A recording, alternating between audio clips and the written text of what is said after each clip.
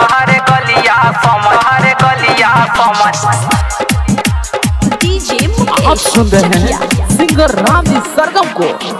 कम सिन उमरिया में चढ़ल जवानी के घूस दी रे, कम सिन उमरिया में चढ़ल जवानी के घूस दी रे। तहरे चलिया रे रे रे ली होलिया रे, हाँ हाँ तहरे गलिया समझ के चिकना चिल चूसली रे। तहरे गलिया समझ के चिकना चिल चूसली रे। तहरे गलिया समझ के चिकना चिल चूसली रे।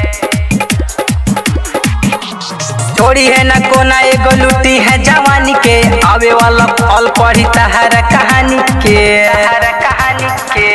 हाँ छोड़ी है न कोना एगो लुटी है जवानी के, आवे वाला फल पढ़ी तहर कहानी के। देखावा तारू कोली के ढोड़ी के ठूस दी रे, देखावा तारू कोली के ढोड़ी के ठूस दी रे। सुनरनिया हो हाँ हो दिल जनिया हो, हाँ हाँ तोहर गलिया समझ के चिकना चिल चूसली रे। तोहर गलिया समझ के चिकना चिल चूसली रे। तोहर गलिया समझ आप सुन रहे हैं सिंगर रामी सरगम को। होठावा से लाली चुए टपटा पसीना हो, कहत आवे जात बिया छुई मुई हसीना हो। आए रे हाय होठावा से लाली चुए टपटा पसीना हो, कहत आवे जात बिया छुई मुई हसीना हो। धके कलाई नामे तोहर पूछली रे, धके कलाई नामे तोहर पूछली रे।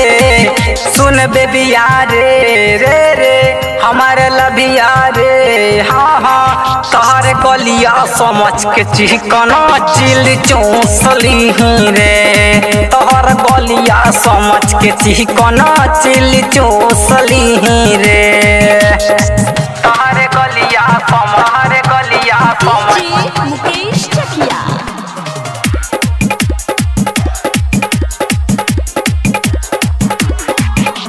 प्यार वाली बात करी है कोरावा में ढाके, छोटू सलेंदर संग राम जी के पाके।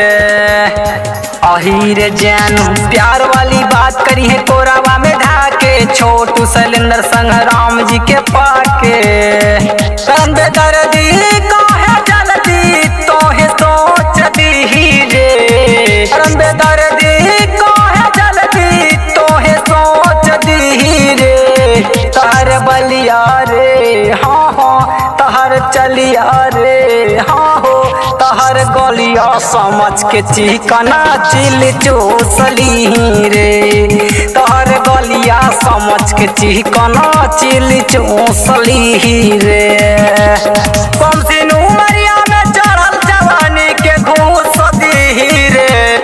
तहर चलिया रे रे रे ली होलिया रे, हाँ हाँ तहर गलिया समझ के चिकना चिल चूसली रे। तहर गलिया समझ के चिकना चिल चूसली